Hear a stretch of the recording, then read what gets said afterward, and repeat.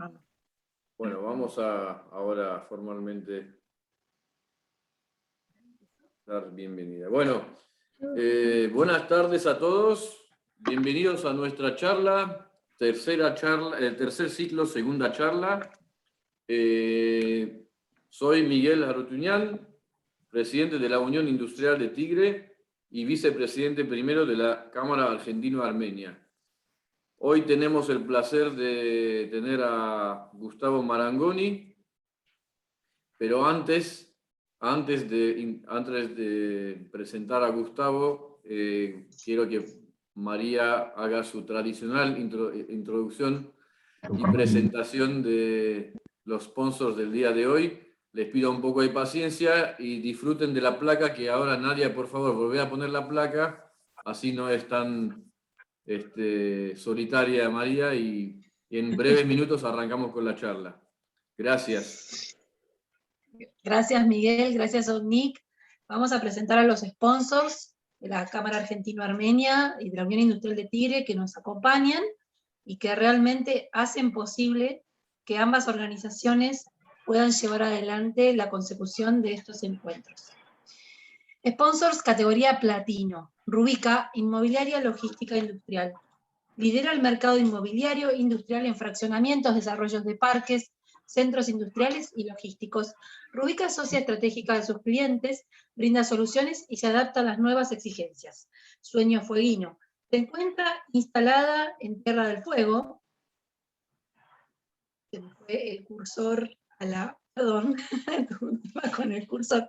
Se encuentra instalada en Tierra del Fuego desde hace 40 años y desde allí abastece de calidad al mercado local e internacional en ropa de cama.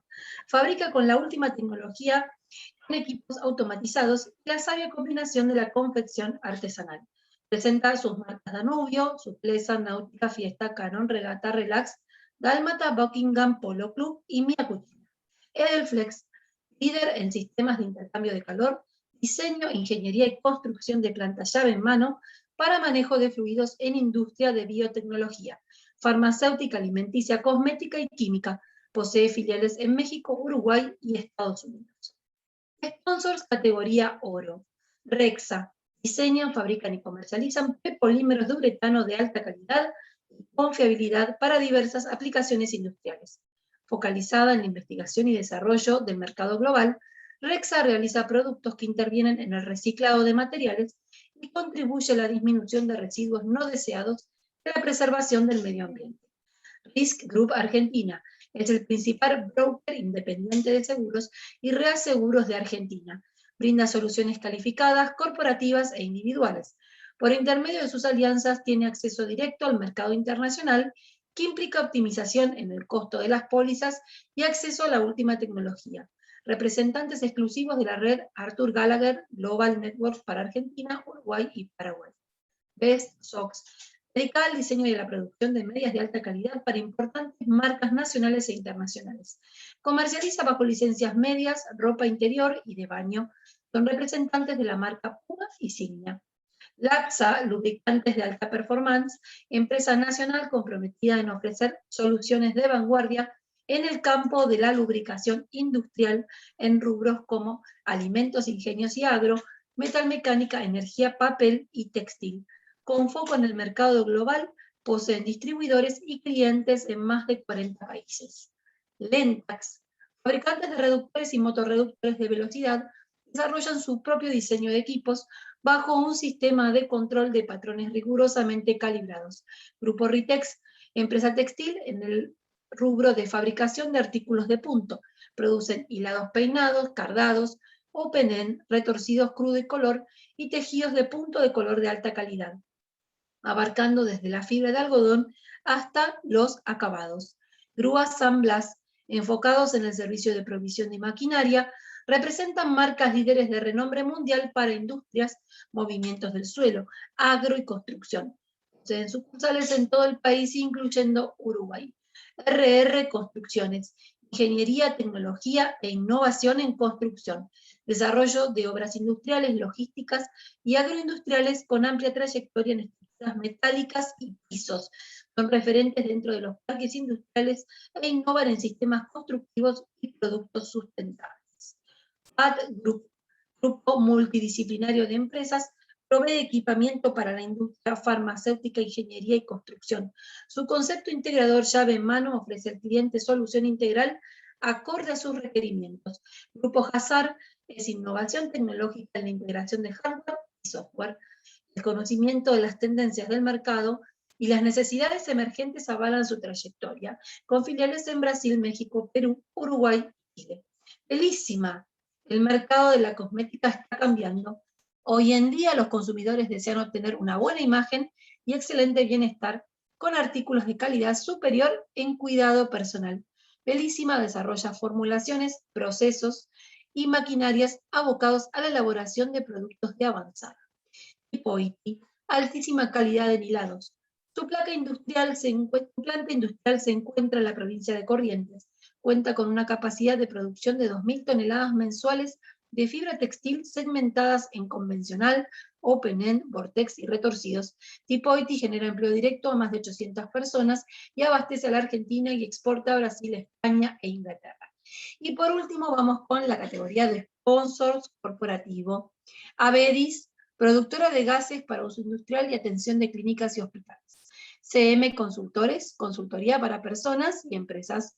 Casa Ari de Familiar Cian, Arbox, proyectos y desarrollos de complejos industriales, comerciales, logísticos y de servicios. Autotigre, concesionario oficial de Chevrolet. Texcom, empresa líder en la fabricación integral de tejidos de fibras naturales y sintéticas. Tercial, asesores de seguros. Multicap Argentina, primera fábrica argentina de lonas marítimas para pickups con perfilería de aluminio. Boviare, arenado, granallado, pintura líquida, pintura al horno, trabajos en serie y tratamientos de superficie. Y como siempre, agradecemos muchísimo a Charlie Rossi de Rossi Diseño, que es quien diseña todas nuestras presentaciones en la difusión de estos eventos. Bueno, muchas gracias María por el trabajo de presentar a todos los sponsors y gracias a los sponsors por hacer posible estas charlas. Quiero aclarar que lo crudo y retorcido se refería a tejidos, de ninguna manera nos identifica, ¿eh? Así que, bueno, ahora sí, quiero dar nuevamente bienvenida a quienes sumaron en estos últimos minutos. Gracias por sumarse. Bueno, voy a presentar muy brevemente al expositor del día de hoy, Gustavo Marangoni, como él pidió, muy breve, politólogo, consultor y el expresidente de Banco Provincia, pero además muy querido por la comunidad armenia, pero se lo voy a dejar a él para que él diga por qué. Ahora le paso la palabra a Onik Boyajan, que es el presidente de la Cámara Argentina-Armenia, para que le pase la palabra a Gustavo. Gracias. Muchas gracias, Miguel. Bueno, elegimos al licenciado Gustavo Marangoni para hacer un tema que nos inquieta a todos los argentinos, que es la Argentina después de las elecciones, los desafíos más urgentes. Queremos aprovechar la experiencia política que tiene Gustavo para que nos ayude a ver un poco qué nos puede esperar después de las elecciones. Realmente es una incógnita muy grande. Los que hace mucho que estamos en el país y actuando, cada mes vemos variables nuevas. Y bueno, espero que Gustavo nos pueda iluminar un poquito el camino. Adelante, Gustavo. Bueno, muchas gracias, Oanes. Muchas gracias, Miguel, por la invitación y por la presentación. Es la segunda oportunidad que tenemos de encontrarnos, esta vez de manera virtual. La otra fue presencial y ojalá que haya una próxima y que sea como la primera. De alguna manera, esta dinámica que impuso la cuarentena es, si se quiere, el contexto como para empezar a abordar lo que pretende ser esta breve síntesis de cuáles son los desafíos que nos esperan a la vuelta de la esquina, es decir, en poco más de 10 días cuando se dé lugar la nueva elección. Yo pensé encarar esto comenzando con la agenda económica y después, en todo caso, haciendo alguna reflexión de naturaleza político postelectoral, es decir, qué es lo que podemos encontrarnos a nivel de gobierno y oposición con el resultado que den las urnas definitivamente el 14 de noviembre. Así que en nuestra consultora, Marangoni Rodríguez y asociados, presentamos una presentación, así que yo ahora voy a poner en pantalla algo para que ustedes puedan seguir con algunos datos. No los quiero aburrir con muchos números. De todas maneras, después la presentación yo se la paso a los organizadores para que todos ustedes puedan consultarla directamente. No es mi intención atosigarlos, diría una expresidenta, con demasiadas estadísticas ni nada por el estilo, pero sí respaldar lo que a mí me parece que son los desafíos más importantes que tiene la economía en el presente y que tiene que resolver con mucha rapidez, que lo voy a separar, como van a ver, en 4 capítulos. Entonces voy a pasar, ahora sí, por un segundo voy a desaparecer de la pantalla y luego, cuando ponga la transmisión del slide, todos la vamos a poder ver.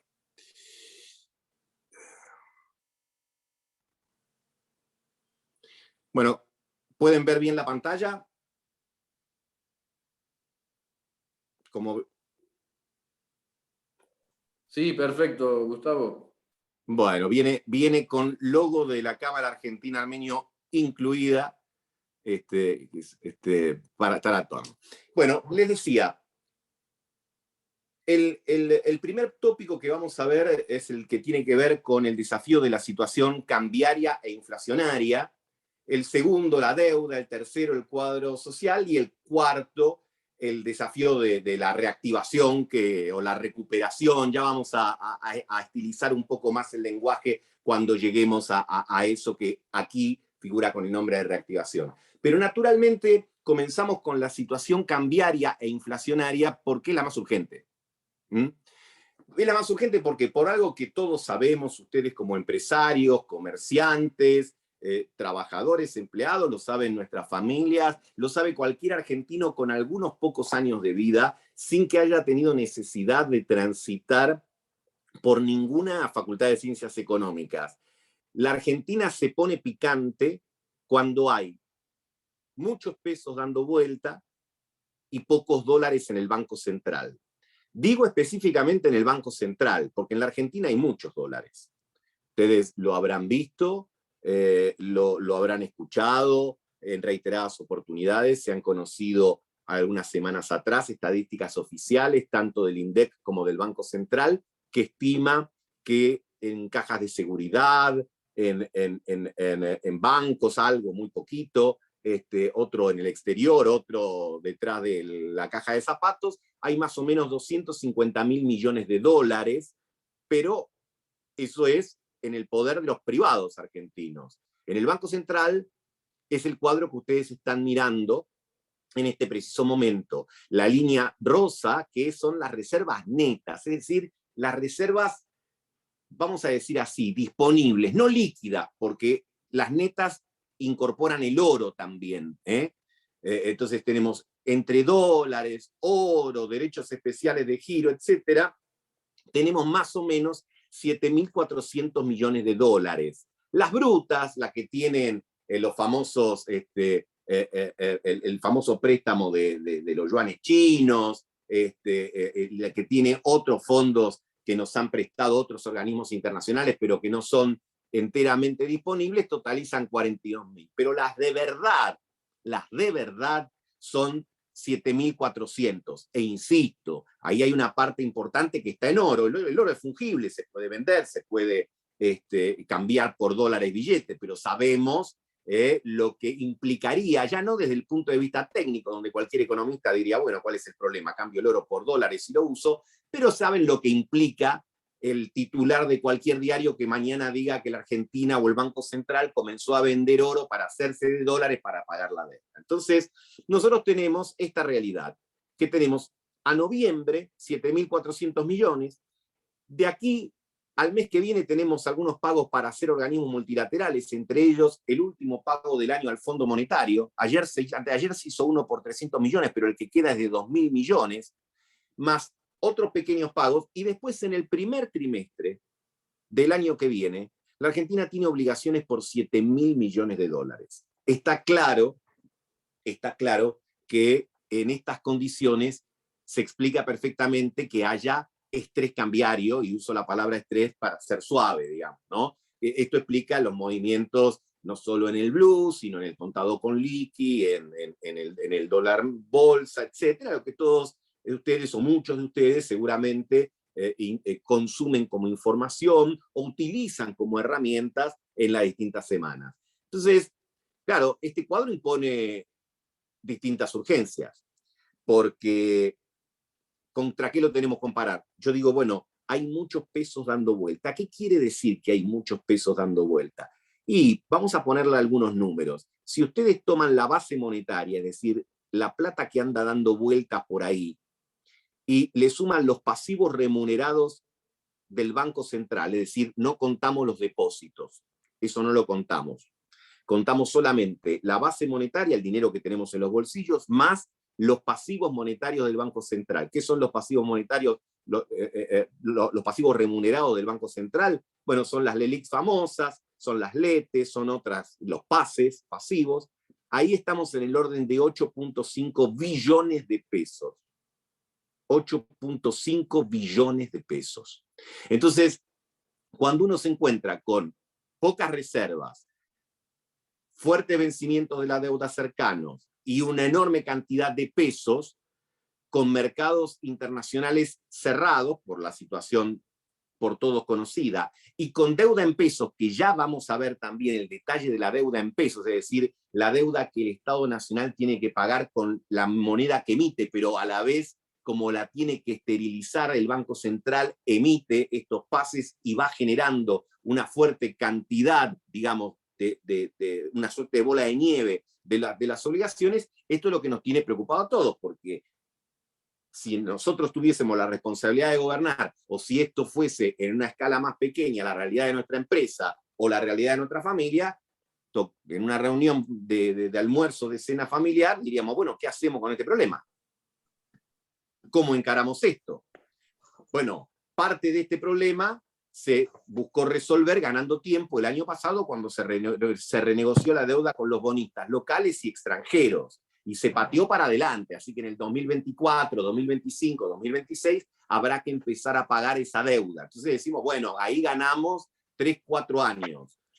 Ahora tenemos que renegociar la deuda con el Fondo Monetario. Ok, la idea también es un mecanismo parecido, renegociarla por lo menos a 10 años, tener 3 o 4 años de gracia, lo cual ayudaría en parte a descomprimir el panorama de los próximos meses, pero no nos quitaría la angustia. Primero que ese acuerdo conlleva no solo la parte fácil o simpática para nosotros, que es ganar tiempo, que nos den pedal, que pateemos para adelante, porque el Fondo Monetario te va a decir, bueno, para patear mi deuda para adelante, pero además para ver cómo me vas a pagar en el futuro a mí y cómo le vas a pagar a los que ya le pateaste la deuda, vos me tenés que traer, mire, llámenlo plan, programa, pero vos me tenés que traer una serie de propuestas consistentes y que tengan una suerte de sustentabilidad temporal.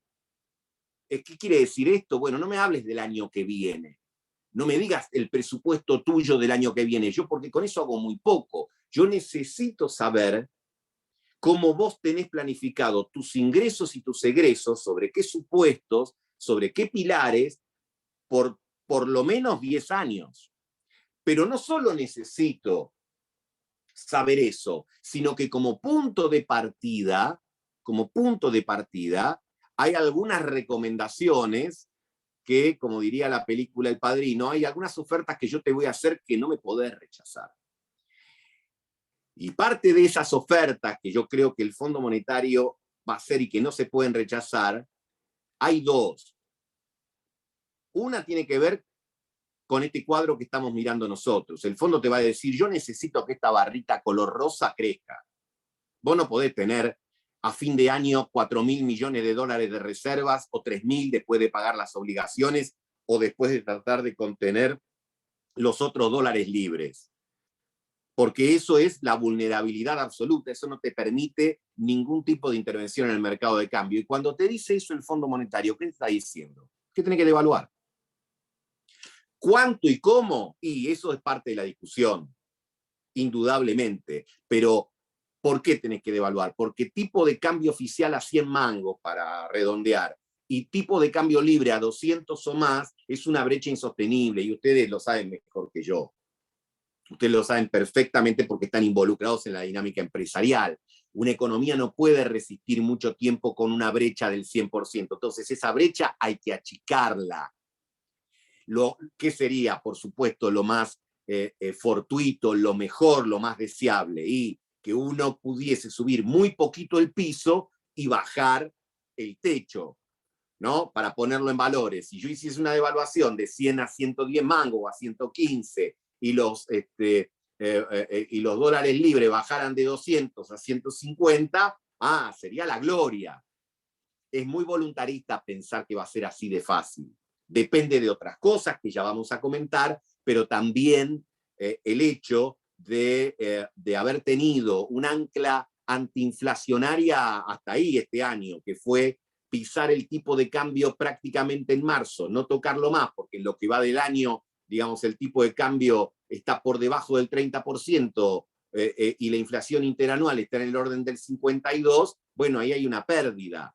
Combinado con el nivel de reservas, combinado con la crisis de expectativa y de confianza, y un gobierno que tiene sus dificultades, que se tradujeron en la derrota electoral del 12 de septiembre, veremos lo que pasa en noviembre, que ya también lo vamos a analizar, y estamos en tema. Entonces le decía, el fondo, esto te lo plantea seguro, y hay otro tema que te va a plantear. Te va a decir, ok, venís haciendo un trabajo fiscal interesante, y ya vamos a ver ese trabajo fiscal, pero necesitamos más.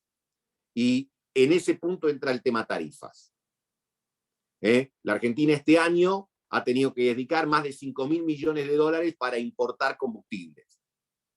Bueno, esa cuenta hay que corregirla, tanto por lo que implica en el ámbito externo como lo que implica en el ámbito interno. Hoy los subsidios a la energía representan casi 2 puntos del PBI, 1.8.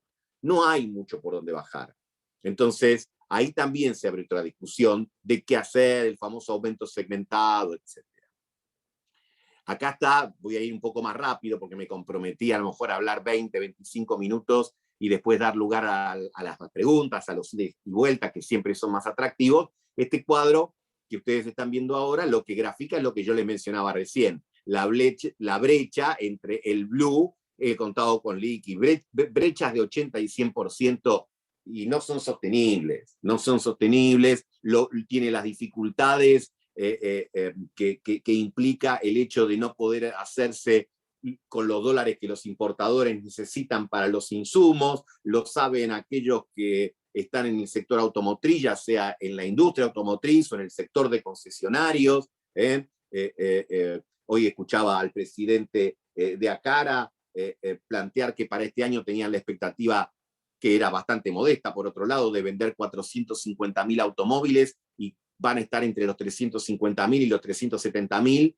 Bueno, en parte porque hay un problema internacional que tiene que ver con los microchips para los automóviles que se producen en Asia Oriental, y ustedes saben que es un fenómeno que afecta a todo el mundo, que ahí eso se ha ralentizado y recién se va a normalizar el año que viene, así que eso impulsa un poco el problema, pero también se da el tema de la imposibilidad de disponer, como quisiera la industria automotriz, de los dólares para importar las autopartes o algunos insumos que requieren. Entonces, ahí naturalmente el tema de la brecha se nota en ese sector y en todo. ¿Por qué? Porque estamos con manta corta.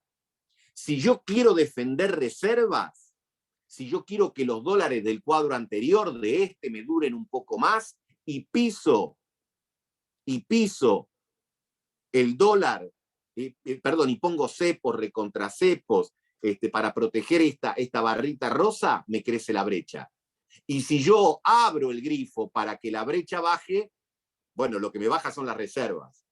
Entonces hay que encontrar la forma de salir de esa situación, de que si me tapo la cabeza, me destapo los pies y viceversa. El acuerdo con el fondo es una necesidad para eso. No te va a resolver todos los problemas que tenés de brecha, no te va a resolver todos los problemas que mencionamos y que vamos a mencionar, pero es condición mínima e indispensable, porque el fondo va a requerir explicitar en el plazo de muchos años una serie de medidas que además, dicho sea de paso, por decisión del gobierno argentino, tiene que ser aprobado ese acuerdo por el Congreso de la Nación. Así que se supone que eso tendría que comprometer al gobierno y a la oposición en su conjunto. Pasemos a lo que yo les había planteado, que es el otro problema. Acá hablamos de los problemas en dólares, pero tenemos problemas en pesos también. Porque en realidad, cuando el año pasado se aprobó el presupuesto de este año, se dijo, bueno, el gobierno va a tener un déficit de 4.5 del producto, que ya vamos a ver que afortunadamente ese déficit es menor, y ese déficit se va a financiar el 60% con colocación de deuda en el mercado interno, inversores institucionales, bancos, etcétera, y el 40% con emisión. Pero la realidad de la cosa es que hoy, la foto de hoy, es que prácticamente el 90% del déficit se está bancando con emisión monetaria. Y eso naturalmente genera un tema, porque cuando se emite para financiar al Tesoro, esos pesos van a la calle, y el Banco Central, para poder de alguna manera neutralizarlos, esterilizarlos, como se dice en la jerga, bueno, emite las famosas LELIQs, etcétera, o emite, ya sea el Banco Central o el propio gobierno, emite bonos que están atados o al dólar o a la inflación, con lo cual tenemos una deuda en moneda local que crece a una velocidad muy vertiginosa. Y eso también es algo que hay que afrontar. Los 4 temas que yo les mencioné en la introducción, la situación cambiaria, la deuda en dólares, en pesos, el tema social y el tema de la reactivación, están los 4 absolutamente interrelacionados, están absolutamente ligados. Uno no puede enfrentarlos con estrategias o con medidas individuales, que yo creo, y acá me permito ser un poco más subjetivo, que yo creo que es uno de los problemas que tenemos en los últimos años, no solo con esta administración, la administración anterior también, pero ya terminó, ahora está esta, así que vamos a hablar de esta.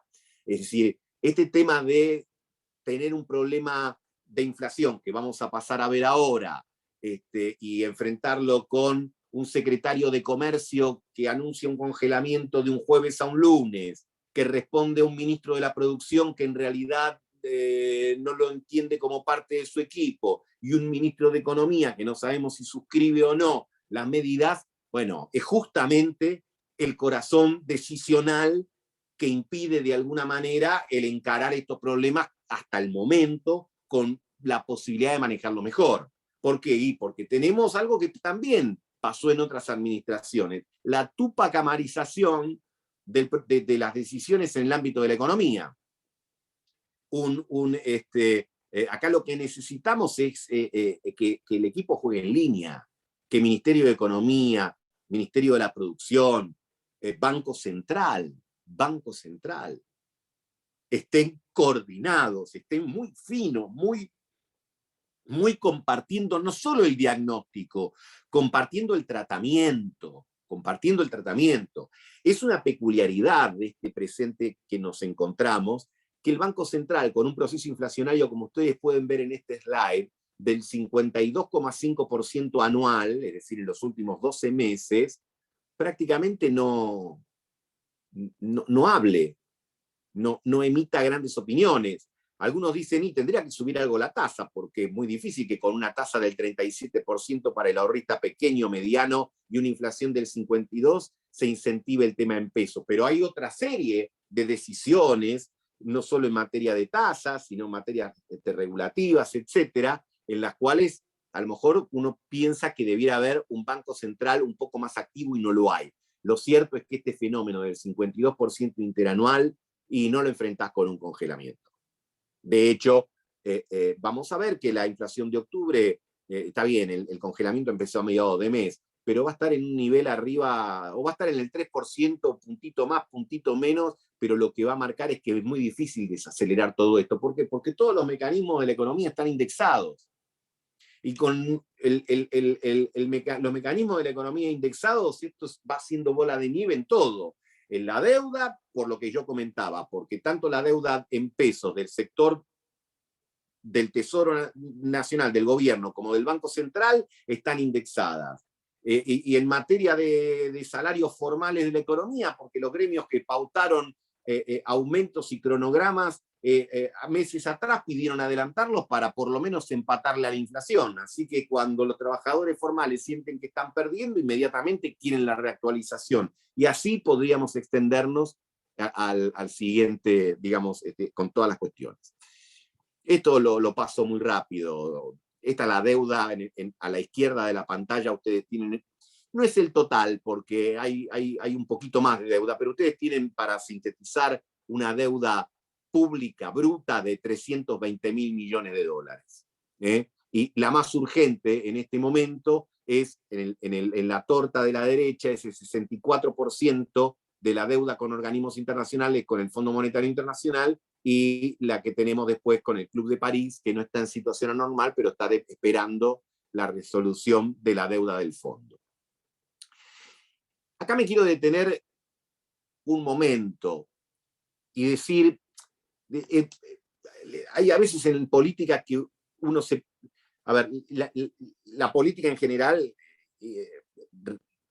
supone jactarse de algunas cosas, si uno cree que le están saliendo bien, y hay otras que las hace y no se puede jactar.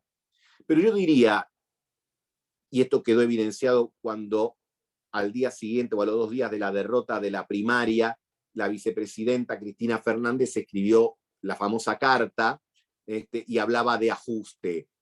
Y después salió el ministro de Economía a decir que no hay que confundir ajuste con reducción del déficit. Ahí está la cuestión de nomenclatura. Ahora, lo cierto es que en un año electoral y en una circunstancia como la que conocemos de la Argentina post-pandemia, con un presupuesto que estimaba, como yo les mencioné antes, un déficit del sector público de 4.5, lo más probable es que este año el déficit del sector público esté en el orden de 3 puntos del PBI, es decir, 1,5 puntos por abajo, y algunos dicen menos. Y aclaro una cosa, esto sin contar los fondos que el gobierno utilizó de los DEC, que hizo ahí medio, no digo una trampita, pero hizo un pase contable, es decir, cuando el Fondo Monetario le da a la Argentina los DECs, es decir, le da al gobierno argentino los derechos especiales de giro equivalentes a 4.400 millones de dólares, el gobierno se los da al Banco Central y el Banco Central se los paga con pesos. Así que el gobierno se queda con los pesos y el Banco Central con los dólares. Pero acto seguido, el gobierno emite una letra intransferible al Banco Central y le dice, bueno, ahora también dame los dólares y vos quedate con la letra intransferible. Así que el gobierno se quedó con los pesos y con los dólares. Si yo cuento esos pesos con lo que se quedó el gobierno, más allá de que parte lo usó para cancelar algo de la deuda con el Banco Central, el déficit todavía va a ser menor. Entonces, esta, para decirlo en un lenguaje casi evangélico, esta es la cabeza de Juan el Bautista que Guzmán le está llevando a Cristalina Georgieva para decirle, mirá,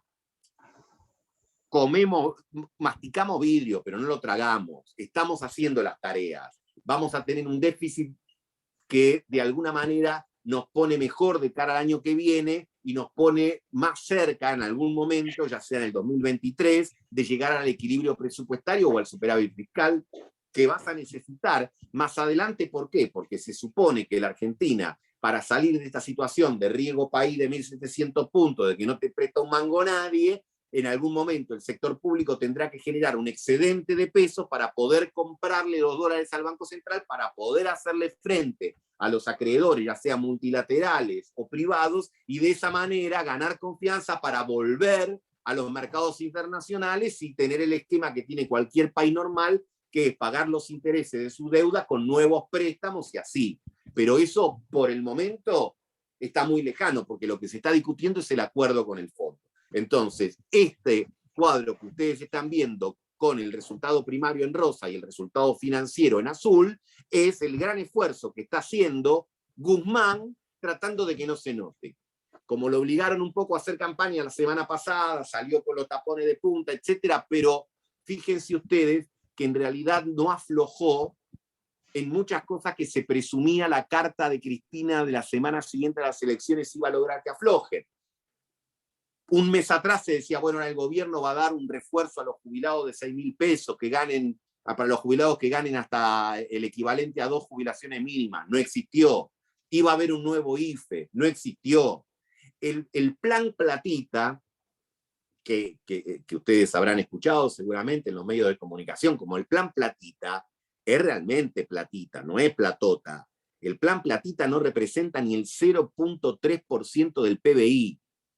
Así que eso de que el gobierno salió a regalar plata para ganar las elecciones, ahora cuando les muestre a ustedes lo que se derrumbó, la inversión de capital, es decir, el gasto en obra pública, que uno siempre presume que en los años electorales aumenta de manera vertiginosa, van a ver que no está. ¿No? Acá ven ustedes precisamente lo que les acabo de comentar. La línea celeste es el gasto de capital, un bajón enorme, y los gastos corrientes también bajan. Ahora, y esto inclusive para después si tenemos un ping-pong de preguntas y respuestas, ¿es esto un ajuste?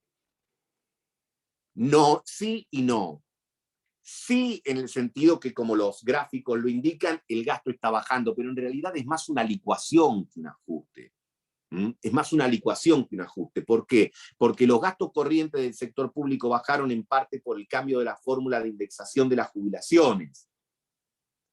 Entonces, obviamente también los jubilados se quejan porque dicen, che, al fin y al cabo nosotros somos el pato de la boda, porque somos los que perdimos. Y lo que pasa es que cuando vos ves el presupuesto de la República y ves que prácticamente la mitad son jubilaciones y pensiones, y después tenés otro 15% de programas sociales, etcétera, no te queda mucho lugar para cortar.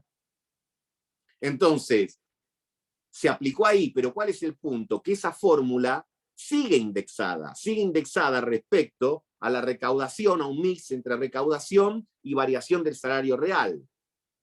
Con lo cual, puede ser pan para hoy y hambre para mañana. ¿Por qué? Imagínense ustedes un milagro de Navidad.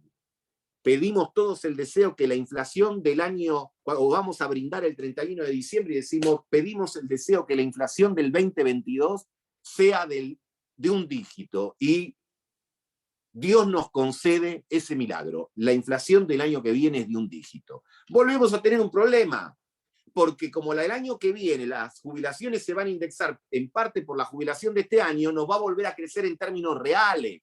Entonces ahí digo que hay más licuación que ajuste verdadero, lo cual también, por supuesto, representa un problema.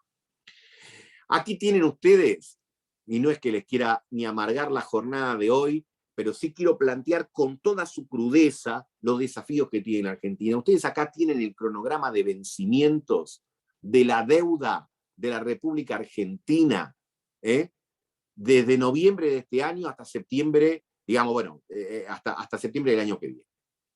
Es decir, son cifras todas importantes, 300.000, 400.000, es toda deuda de corto, que como ustedes pueden ver, en buena medida están ajustadas por el dólar, por el SER, que sería la inflación, para simplificar, algunos a tasa fija, pero el resto está indexada, está toda muy indexada. Entonces, esta deuda en pesos también es un problema, porque lo ideal sería tratar de que no sea tan de corto, tratar de patearla, porque entre noviembre y diciembre se nos vencen 700.000, casi 800.000 millones de pesos. ¿Qué hacemos con eso?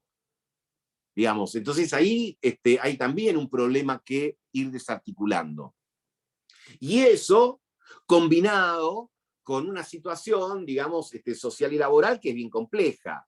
Recién, digamos, se está empezando a recuperar algo el empleo, no el empleo, perdón, los ingresos, el RIPTE lo que mide son los ingresos del sector registrado de la economía, y ustedes ven que estamos recuperando algo previo a la pandemia, pero estamos en niveles bajísimos, estamos en niveles históricos bajísimos. O sea, hay motivos para que la sociedad esté enojada. Después cada uno le echa la culpa al que quiera, al gobierno que está, al que pasó, al que vendrá. Pero cuando uno ve que los trabajadores que tienen recibo de sueldo, es decir, aquellos que de alguna manera están protegidos por las leyes, por sus gremios, por los empresarios, etcétera, tienen ingresos de los más bajos en los últimos años, bueno, dice, ¿qué le quedará al resto? ¿Qué le quedará al sector no registrado de la economía que está por debajo de esto? Sobre todo ese sector muy castigado porque además los alimentos en ese periodo aumentaron más que la inflación promedio.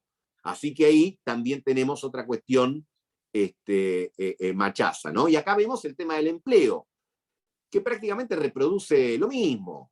Es decir, vemos que el empleo está en niveles prepandemia, pero igual en niveles muy bajos, digamos, para la economía. Cuando digo empleo, estoy hablando de empleo registrado. Estos 12 millones de empleos que ustedes ven ahí se desagregan de la siguiente manera. 5.800.000, más o menos, 5.900.000, empleo privado. 3.200.000, empleo público de los 3 niveles de gobierno, nación, provincia y municipios. Y otros 3 millones son monotributistas sociales y autónomos. Ahora, la población económicamente activa tiene 9 millones de trabajadores más, aparte de estos 12 millones. Es decir, lo que antes se decía economía en negro, trabajadores en negro. Bueno, son 9 millones. De esos 9 millones hay más o menos 2 millones que están desocupados. Y hay 7 millones que viven de changa. Esos 7 millones que viven de changa, ahora, con el tema de la apertura de las restricciones post-COVID, bueno, están empezando a lo mejor a sacar, no digo la cabeza debajo del agua, pero un poquito de respiro. Pero con esta espada de Damocles que la inflación les pega a ellos más que a cualquier otro. Entonces, esto nos pone, y ya voy concluyendo, frente al desafío esto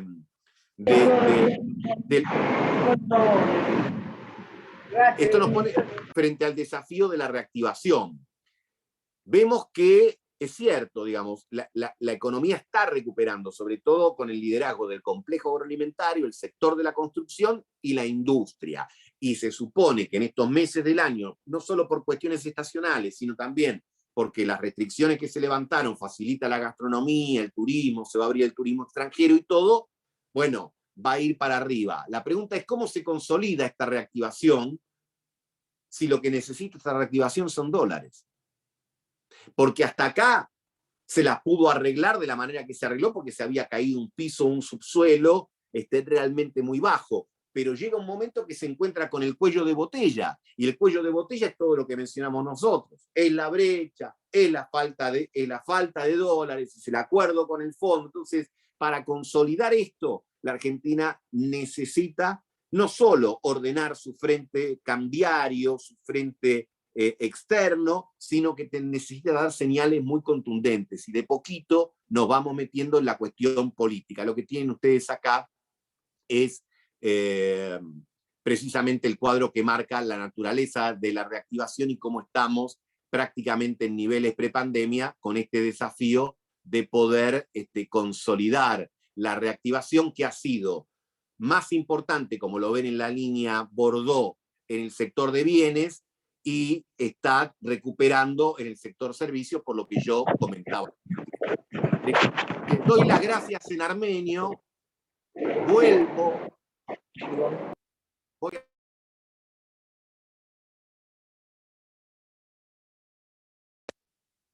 Y entonces, a manera de corolario, y les pido disculpas si me extendí demasiado, me había comprometido a 25 o 30 minutos, quedan muchas cosas, pero confío que a lo mejor en el proceso de preguntas y de respuestas puedan surgir. Cuando uno habla con empresarios, con fondos de inversión extranjeros o con embajadores de otros países en el nuestro, y por supuesto con protagonistas de la vida económica como ustedes, todos hacen la misma pregunta: ¿qué pasa el 15 de noviembre? Con todo esto, ¿qué pasa después? Entonces las preguntas es, algunos dicen, y yo tengo miedo de la radicalización. Yo tengo miedo que algún sector del gobierno vayan, vamos a decirlo de esta manera, que Feletti sea la punta del iceberg. Que acá venga, digamos, más palo que zanahoria, y que se construya un equipo económico más homogéneo, pero para el lado de Feletti. no para el lado de Guzmán Culfa, digamos, ¿no? Que no lo mencioné, pero que viene haciendo el trabajo de sostener la diaria con el sector industrial, los sectores productivos, haciendo tareas que habitualmente eran tareas del ministro de Economía, que hoy las tiene el ministro de la Producción. Entonces, algunos dicen, che, acá puede venir más palo, y la onda esta de Feletti, entonces el dólar no tiene techo, porque si la mano va por ahí. Pero yo diría que ese es el temor que tienen algunos. Yo no sé si hay un micrófono abierto, pero hay cierta interferencia que al menos yo escucho en el audio. No sé si ustedes me escuchan bien. Ok. Entonces, algunos temen eso.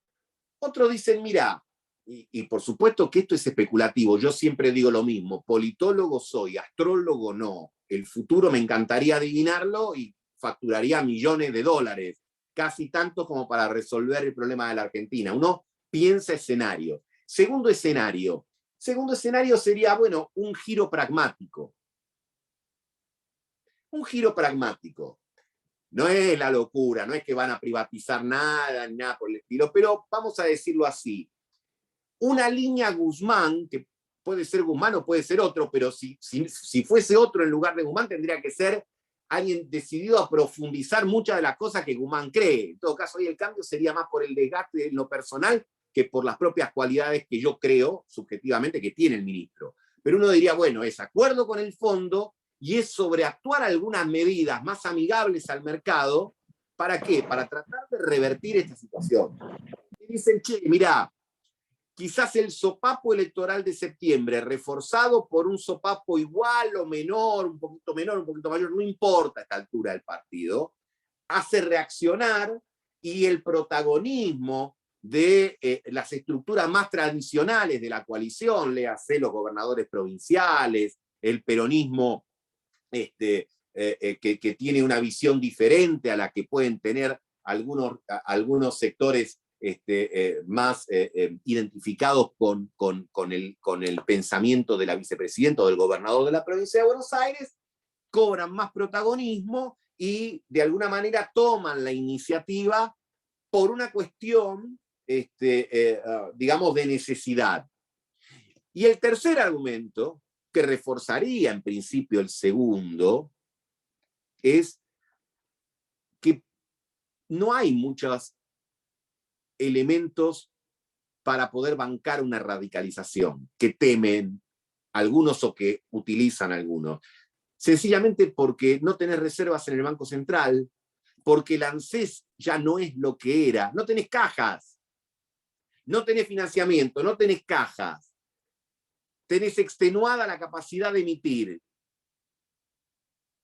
Bueno, entonces, el punto es, negociemos Mendieta, cerremos con el fondo, logremos no solo que el fondo nos ayude a patear la deuda que tenemos con ellos, sino que de alguna manera hasta quizás pueda involucrar en el acuerdo alguna forma de oxigenar las reservas del Banco Central. ¿Para qué?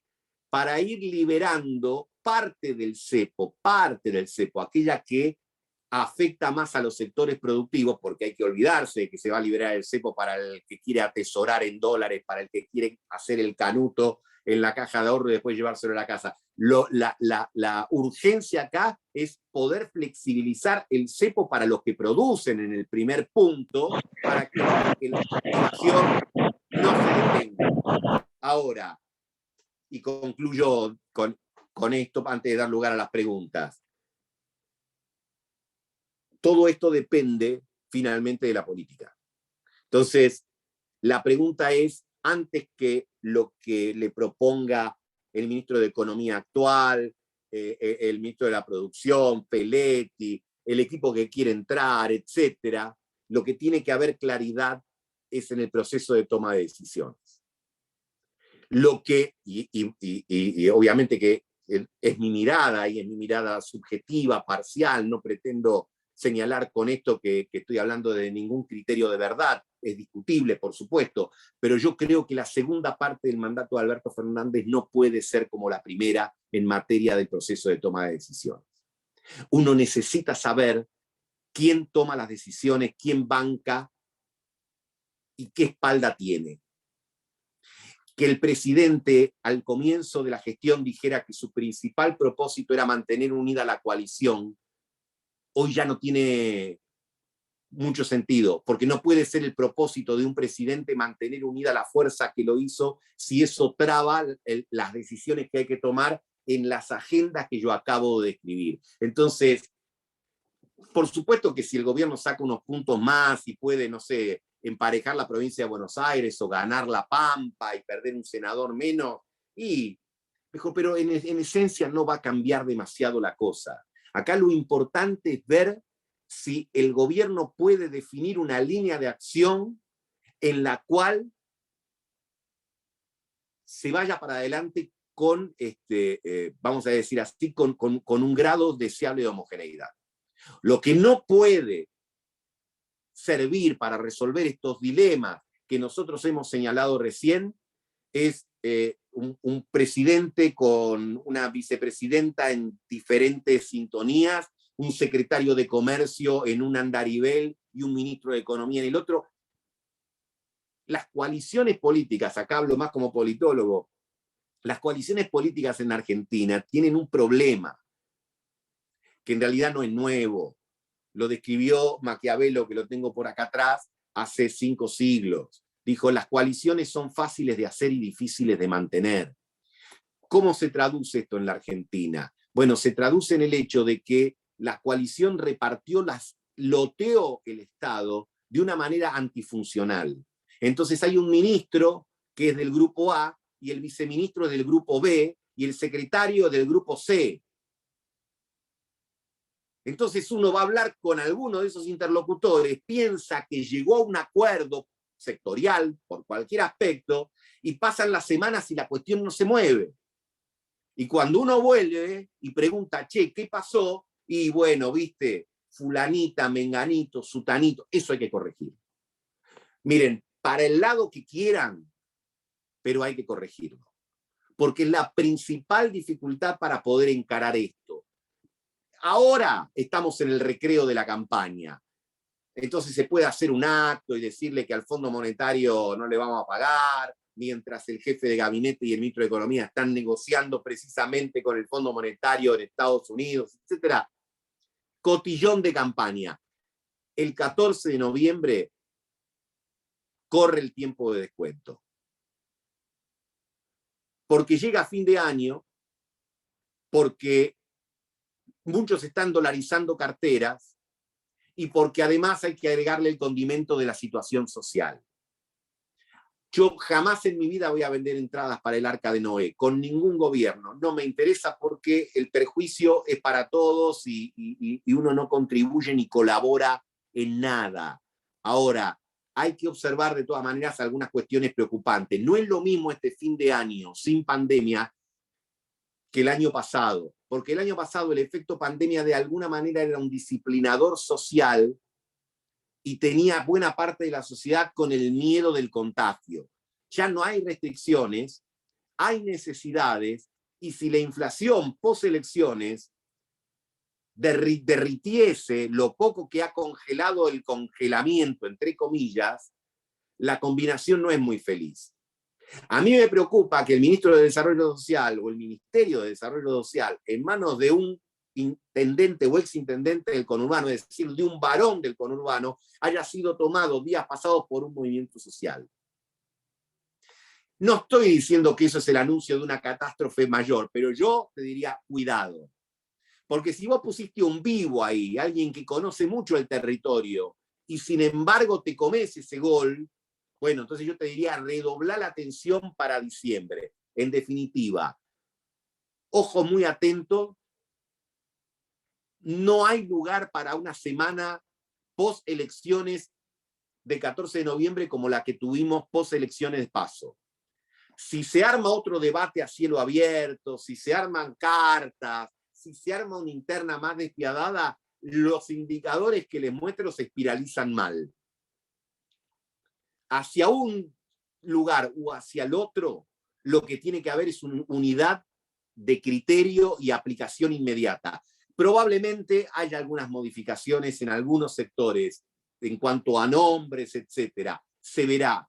Pero lo importante es la decisión para cerrar el acuerdo con el fondo, para someterlo rápidamente al acuerdo del Congreso y yo diría para tratar de trabajar en la confianza, inclusive sobreactuando algunas cosas, para evitar que esta situación de debilidad se traduzca en un escenario mucho peor. Si les parece, dejo acá, quedo a disposición de las preguntas y les vuelvo a agradecer la atención que me han dispensado. Bueno, Gustavo, muchas gracias por tu primera parte de tu charla, muy claro. Casualmente la primera pregunta tenía que ver con eso de si se radicalizaba el gobierno o se moderaba. Voy a cambiar un poco la pregunta porque me gustó tu término de tupacamarización. Entonces voy a usar, de alguna manera, si estamos viendo un proceso de a partir del 15 de noviembre de destupacamarización, digamos, de alguna manera, de modo que sabemos que muchas veces lo que se transmite, sobre todo en la campaña electoral, como vos acabas de decir, no es lo que quizás en la práctica se hace, porque bueno, una cosa es de alguna manera hacer campaña mientras quizás estoy negociando con el fondo. La pregunta ¿es suficiente la moderación o de alguna manera los cambios de nombres en gabinete, destupacamarización o desfeletización, etcétera? ¿O creemos que va a ser necesaria una coalición, pero esta vez ya con la oposición, para poder lograr un consenso y no caer quizás en un intento fútil, ¿no? Dos o tres observaciones, Miguel. Una para reforzar por qué yo creo que el escenario de radicalización, no digo es cero, pero es mínimo. Yo lo pongo con este ejemplo. Un año atrás, un año y medio atrás, el gobierno cuando volaba en aceptación de imagen pública no pudo llevar adelante lo de Vicentín porque se lo paró un juez de Reconquista Santa Fe. Y en ese momento Alberto Fernández tenía 65, 70 puntos de imagen positiva. Y un juez provincial le dijo no. Entonces yo digo, ahora, con 65% de imagen negativa y una derrota o dos derrotas electorales al hombro, porque aunque el gobierno pudiese mejorar en la provincia de Buenos Aires y en La Pampa a nivel nacional, es muy improbable que lo dé vuelta. Entonces yo diría, es muy difícil pensar que con menos capital político puedas llevar adelante un proceso de radicalización. En segundo lugar, ¿hace falta volver a armar a Tupac Amaru? Sí, claro, fundamental, fundamental. Aquello que decía Napoleón, es mejor un general malo a dos buenos, es cierto. Es decir, lo que tiene que haber, y sobre todo, insisto, en el área económica, es una unidad de criterio. Lo que estamos viendo ahora es bastante irregular. El secretario de Comercio no se reporta a su superior jerárquico, que es el Ministerio de la Producción, pero además tiene más protagonismo en temas económicos que el ministro de Economía. Yo lo conozco a Roberto Feletti, es un buen tipo, es intelectualmente honesto, yo no pongo en duda nada que tenga, como dirían los abogados, que haga su buen nombre y honor. No me meto con eso. Lo que digo es raro, pero es raro malo, no raro bueno. Es raro malo, porque genera mucho ruido. Y además porque es alguien que ha sido muy crítico de Guzmán. Entonces, y hay que corregirlo. Entonces, hay que volver a coordinar el área económica y todos tienen que avanzar como un rodillo en la misma dirección para aplanar básicamente los mercados de cambio. Y respecto del otro tema, Miguel, que vos planteabas por interpósita persona, digamos, acá yo creo que la oposición va a desencillar hasta que aclare. Porque una oposición que nadie pensaba hace un año atrás que podía volver la verdad, con este resultado. Ni ellos. Yo hablo con los referentes de la oposición también. Y 2 meses antes de la elección no se esperaban este gordo navideño adelantado. Ahora, lo que me parece van a hacer es de manual. Primero van a decir, muchachos, pónganse de acuerdo entre ustedes y después vengan a hablar con nosotros a ver si nos ponemos de acuerdo en algo. Pero creo yo que hay más incentivos a competir que a cooperar. En época de elecciones, sin duda, nadie va, cuando sale no sé, el presidente de la Cámara de Diputados y dice, hay que hacer un acuerdo, y en medio de una elección, ¿quién te va a hacer un acuerdo si la elección es justamente competir para diferenciarte? O sea, en medio de una elección nadie te va a decir, sí, acordemos. Entonces, ¿para qué vas a elecciones si son todo lo mismo? Después, bueno, evidentemente, después puede haber algún incentivo, pero uno que ya también tiene más años de lo que quisiera, yo lo que diría es, me parece a mí que el mejor incentivo en la Argentina para que la oposición de turno coopere con el gobierno de turno es el miedo. Si la economía tiende a espiralizar, si la situación cambiaria tiende a esta fase ascendente y eso nos muestra la puerta de un ventarrón mayor, y ahí a lo mejor en una suerte de, dale, hace que yo miro para otro lado, o hago la escena de que me opongo y en realidad te dejo hacer, o, que sería un buen gesto, tratamos el acuerdo con el Fondo Monetario y lo aprobamos, aunque sea diferenciándonos en algunas cosas, etcétera. Yo creo que es lo más que se puede esperar. No se me ocurre. ¿Por qué? Porque la naturaleza de las dos coaliciones en la Argentina, que contienen, nosotros le llamamos coaliciones, pero tienen mucho de rejunte, vamos a hablarlo de manera más coloquial. Y lo hemos visto, ¿no? Me da vergüenza citarlo a Borges, que es mi escritor preferido, por la frase del sobrecito de azúcar que lo cita todo el mundo.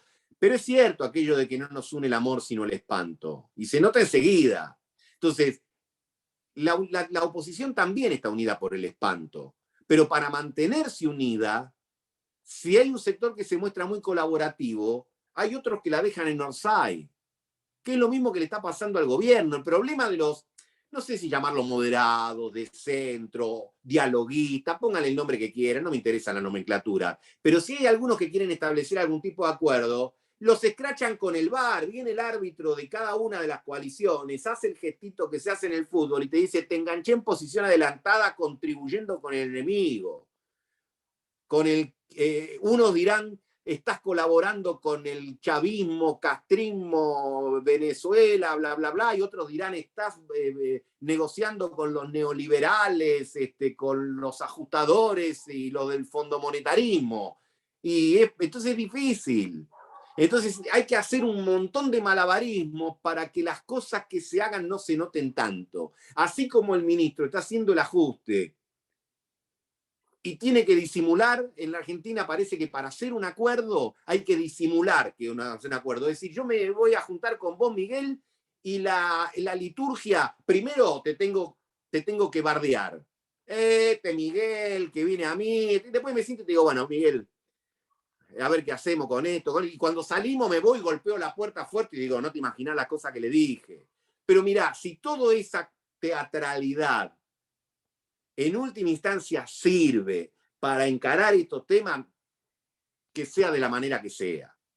Yo no lo voy a pedir a la manera noruega o sueca porque sabemos que acá no se hace así. Es nuestra forma de proceder. Bueno, gracias, Gustavo. Vos sabés que la pregunta que te iba a hacer, que acabas de contestar, que era si íbamos a un ajuste, porque si queremos hacer las cosas como corresponde para acordar con fondo, no es muy distinto a llamarlo un ajuste. Pero bueno, vos lo dijiste más elegantemente de que vamos a ajuste sin que parezca uno, porque es antipopular. Bueno, acá tengo una pregunta de Juan Carlos, de Carlos Martirosea. Dice, ¿la amenaza de congelar precios de medicamentos es para la tribuna o es en serio? Simplemente para intervenir un nuevo enemigo contra el proyecto nacional y popular. Semejantes entretenimientos son peligrosos y no duran ni 4 días. ¿Qué podés contar? Yo estoy de acuerdo que la idea del congelamiento, en realidad, la idea, la dinámica, está más que probada que nos sirve. Además, me llama la atención porque en el caso de los medicamentos, sería gente que por definirla suavemente son muy amigos del gobierno, ¿no? Digamos, hay ahí como socios fundadores o auspiciantes o patrocinadores, digamos. Entonces, vuelvo al tema, esto es lo que no puede seguir pasando después de 14. Mira, si después de esto que voy a decir ahora confirma que soy grupo de riesgo, ¿no? Voy a remitir a Alberto Olmedo, que para a lo mejor una parte importante de los que están del otro lado ya no lo recuerdan. Pero aquello, si lo vamos a hacer, lo hacemos bien, decía él, jugando con Javier Portales, digamos, cuando hacían el chichoneo y todo. Bueno, lo que hagas, hacelo bien. O como decía una serie más reciente de Pablo Escobar Gaviria, El patrón del mal, esa que protagonizó Andrés Parra brillantemente, en el primer capítulo la madre lo encara y le dice: vea, hijo, si usted va a hacer el mal, hágalo bien. Entonces, acá lo ideal es hacer bien el bien. ¿Querés hacer lo que otros consideran el mal? Bueno, hacelo bien también. Lo que no podés tener es a la mañana alguien que te hable de congelamiento de precios y a la tarde alguien que te hable de la confianza de los mercados. Así no. Entonces, a la mañana y a la tarde que te hablen la misma letra y la misma música. Habrá gente que no le va a gustar. Miren, yo creo que ya los politólogos lo estudiamos mucho esto, en Argentina y en otros lugares del mundo. Perder una elección intermedia no necesariamente supone que perdés la próxima. Macri ganó su elección intermedia y perdió la posterior. Cristina perdió su elección intermedia en el 2009 y ganó la del 2011. No hay leyes escritas. Ahora, hay cosas que siempre es preferible que las planifiques y las prepares vos a que te las hagan. Es mejor ir al fondo con un proyecto y con una propuesta y con unas ideas que estén pensadas en la Argentina y que después, en todo caso, como en toda negociación, vos no vas a imponer el 100% de lo que querés, le hagas modificaciones a eso, a que el ajuste te lo haga la realidad o el programa te lo haga el fondo. Y yo acá tengo mis prevenciones con los programas que hace el fondo, que suelen ser muy malos, porque el fondo tiene una dieta única y universal que es milanesa con puré para todo el mundo. Y hoy uno va a cualquier restaurante de barrio y le preguntan si es vegano, si no es vegano, tiene una dieta así, tiene así. ¿Por qué? Porque advierten que somos diferentes. Bueno, la economía de Argentina no es igual que la de Irak, que es el segundo deudor del fondo después de nosotros, o de Jamaica, que es el tercero, o de los otros países. Entonces yo diría, sabemos que tenemos que trabajar en la parte cambiaria, sabemos que tenemos que reducir e ir inmediatamente al equilibrio presupuestario, veamos qué forma, pero vayamos nosotros con un plan que tiene, que incorporar algo vital, y yo creo que eso es algo, insisto, es una visión, es subjetiva, es parcial, pero yo creo que es algo que no podemos demorar más. Hace un año, cuando el dólar había llegado a 195 en el 2020, como ustedes recordarán, Cristina había dicho en una famosa carta, creo que Facebook, ya ni me acuerdo, que el problema es que la Argentina era bimonetaria. Y eso lo sabemos todos, es cierto, tiene razón la vicepresidenta. Ahora, el tema es qué hacemos con esa bimonetariedad. Y yo creo que con esa bimonetariedad hay que hacer algo. Y el hacer algo supone aceptarla. Aceptar que tenemos dos monedas. Yo en un programa de televisión lo decía ayer medio en broma y medio en broma no, lo decía bastante en serio. Lo equiparaba como forma parabólica, metafórica, diciendo que así como hay familias que tienen hijos biológicos e hijos del corazón, los argentinos tenemos una moneda biológica, que es el peso, y una moneda del corazón, que es el dólar. Entonces tenemos que hacer que esa moneda pueda fluir y utilizarse, y no culposamente. Yo creo, para que ustedes pregunten, ¿qué querés decir? Esto no tiene que ver con dolarizar. Dolarizar es eliminar la moneda del curso legal, biológica, y hacerla desaparecer. Yo creo que las dos tienen que coexistir, pero lo que digo es que tenemos que encontrar un mecanismo para que el dólar pueda tener curso legal, capacidad cancelatoria. A un tipo, así como se está haciendo ahora con los turistas, que dicen, bueno, mirá, si vos venís y te abrís una cuenta corriente, te lo liquido a 180, una caja de ahorro, perdón, a 180. Bueno, tenemos que encontrar la manera de que parte de los dólares que están encanutados puedan tener poder cancelatorio en cualquier operación que hagamos. Porque la gente, por más que yo saque mañana una ley que diga, señores, saco una ley que al funcionario que toca un dólar depositado en el banco lo fusilo en Plaza de Mayo, Eso no va a hacer que la gente saque la plata del subsuelo de los bancos donde están las cajas de seguridad y la suba a la planta baja donde están las cuentas corrientes o la caja de ahorro. Porque va a decir, sí, ¿sabes las veces que me dijeron que antes del 2001 sacaron la ley de intangibilidad de los depósitos en octubre y el corralito en noviembre? No me agarran más. Entonces tiene que ser más sencillo. Tiene que ser la posibilidad de usar ese dinero y cancelar y establecer algún tipo de exteriorización de capitales, pero no como la del 2016, que fue el blanqueo, me refiero, para dejar los dólares afuera.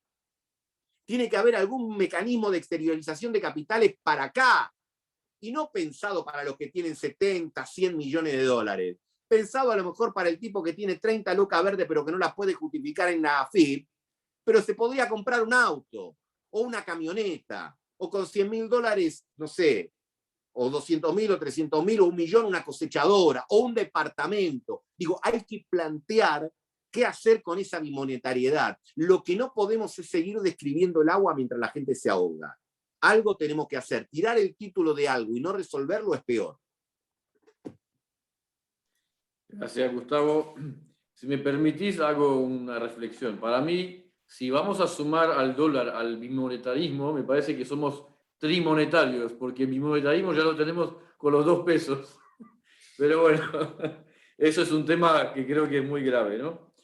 Bueno, acá tengo a Juan Carlos que pregunta lo siguiente. ¿La cosmética del último cambio de gabinete implica la devaluación del kirchnerismo en la conducción del justicialismo? ¿Se viene una peronización federal o republicana?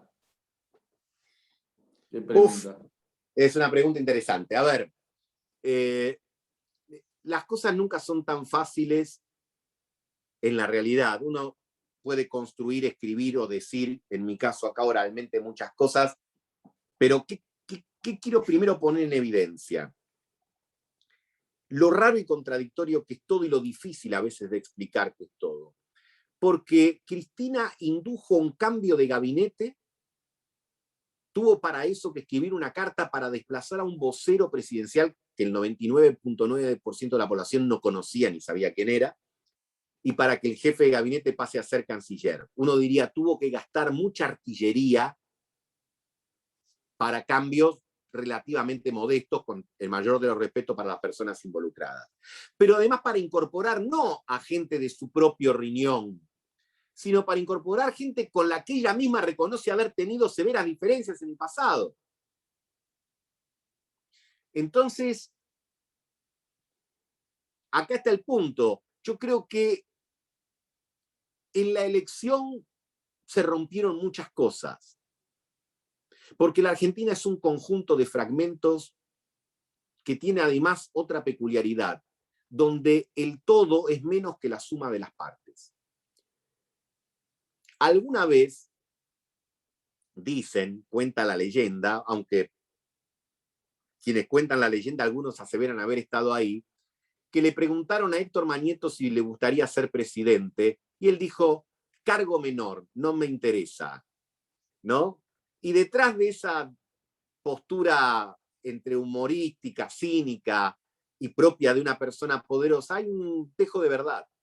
Uno tiene la sensación de que el poder nacional, con este presidente, con la anterior, etcétera, son más débiles que las partes que lo integran. Que las gobernaciones, las intendencias, determinados sectores empresariales, etcétera, tienen más poder que el que puede tener el poder ejecutivo de turno. Y como esto los poderes ejecutivos de turno lo saben, muchas veces no saben cómo actuar al respecto. Y yo creo que parte de esto está pasando con la coalición oficial. ¿Cristina tiene poder? Sí, pero tampoco tanto como muchos de sus enemigos le endilgan. Su situación judicial sería una prueba de ello, pero también es prueba de ello el hecho de que tiene que acudir a medidas muy extremas para lograr cambios muy pequeños. Eso quiere decir, como algunos ya se apuran a anunciar por 10ª vez, que el kirchnerismo se muere. Desde la primera derrota del 2009 hasta acá hay gente que viene anunciando el fin del kirchnerismo. Entonces yo diría, ni calvo ni con 2 pelucas. Pero justamente la pregunta yo considero que es súper atractiva y yo no creo poseer la idoneidad para poder responderla, como me gustaría responderla, porque ahí pasa el tema. Nadie dentro de la coalición pasa lo mismo que fuera de la coalición. Todos tienen en la Argentina más poder para joder al prójimo que para hacer lo que quieren. Pasa entre cuando Juntos por el Cambio gobernaba, el peronismo y sus múltiples, el kirchnerismo, etcétera, tenían cierta capacidad de veto y de dificultar la cosa. Ahora pasa lo mismo, pero con un elemento adicional, que dentro de la propia coalición también hay actores que tienen más capacidad para neutralizarse, pero no para hacer lo que quieren. Y uno, lo que quiere, lo que entiende es que el poder, para ser poder, tiene que poder. Perdón por esta perogrullada, pero el poder puede, si no, no es poder. En general uno se encuentra con que en la Argentina las personas que ocupan el gobierno te explican por qué no tienen poder, por qué el poder es el otro. La patria no es el otro, el poder es el otro. Cuando Macri hace el repaso de su gobierno, dice, yo no tenía el poder, lo tenía Cristina. Hasta dio un ejemplo y dijo, yo era como en una fiesta y me manejaban el DJ y el catering. Dio un ejemplo de esa naturaleza, ¿no? El kirchnerismo o el gobierno muchas veces dice, no, el poder son los medios, los grupos concentrados. Y vos decís, bueno, entonces si nadie tiene el poder, ¿qué hacemos, muchachos? Porque si nadie tiene el poder, no podemos hacer nada. Entonces, construir poder, que no es algo que tenga que estar anatematizado.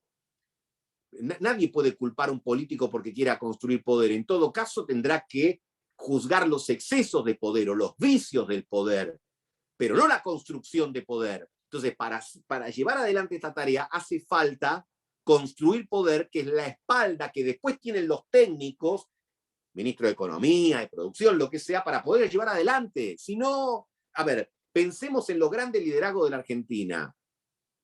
Alfonsín, Menem, Kirchner. En su momento tenían poder para llevar adelante. Si uno tiene una relación culposa con el poder, se tiene que dedicar a otra cosa. Esto es como un médico que le impresione la sangre. Macho, si te impresiona la sangre, te equivocaste de profesión.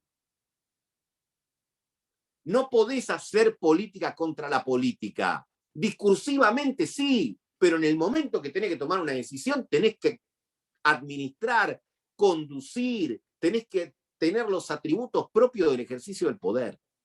Y ese es el déficit, me parece a mí, de esta coalición, que se nota más porque es una coalición peronista que siempre hizo un culto del poder.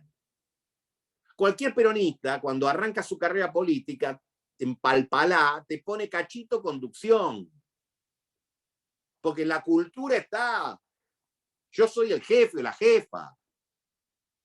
Ahora vos preguntás y no sabés cómo responder. ¿Dónde está? ¿Dónde está el poder? Entonces, eso tiene que quedar claro después del 14 de noviembre. Que, insisto, no es el poder brutal, ejercido, nadie está hablando de eso. Simplemente estamos hablando de que la formalidad y la realidad tiendan más a coincidir y no tanto a alejarse. Gracias, Gustavo. Bueno, acá tenemos una pregunta de Félix que dice, ¿es posible que finalmente en la Argentina se estén formando dos coaliciones, centro-izquierda y centro-derecha? Y yo agrego un condimento más, Gustavo, de mi parte, el surgimiento de los libertarios, digamos, posicionamiento de Spert, Milei. Sumado a esta pregunta, me gustaría si podés desarrollar un poco, si te parece una reacción de rechazo a los demás o si realmente crees que hay una tendencia real, digamos, atrás de esto. Gracias. Bueno, le respondo a Félix, ¿no? Me dijiste era el nombre.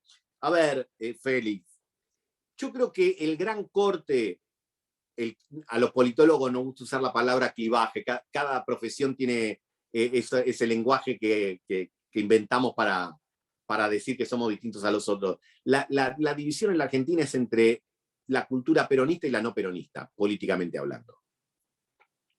A mí no me gusta tanto izquierda o derecha, porque me parece que refleja más una relación europea que americana y particularmente que argentina. desde que yo era chiquito acá, te preguntaban, ¿vos sos peronista o no sos peronista? ¿O sos antiperonista? Digo, las coaliciones acá se construyen alrededor de, digamos, del pan peronismo, si querés, y del pan no peronismo. Donde están pasando cosas, porque el regreso de la Unión Cívica Radical con votos y con nuevos referentes también marca un nuevo punto de equilibrio en la oposición. Pero yo te diría, el corte político de la Argentina es entre dos culturas. Y no la llamaría, ya dije que decirle coaliciones es como muy ambicioso porque tiene sus dificultades, pero diría que son dos culturas políticas. En la Argentina hay una cultura política que ve al Estado más como una solución, que sería el peronismo o el panperonismo, y hay otra cultura política que ve al Estado más como un problema. Hay una cultura política que ve al mundo, digamos, más mirando hacia Estados Unidos, y hay otro que lo buscan más en otras latitudes. Hay una cultura política que hace el elogio del mérito o la meritocracia, y hay otro que hace el elogio de la solidaridad. Entonces, te diría, hasta ahí es una forma de organización. Eso hasta está bien que más o menos la sociedad esté organizada en esas dos culturas. Lo que no está tan bien es que una y otra, al momento de gobernar, carezcan o tengan bajos niveles de eficacia o de eficiencia para gobernar.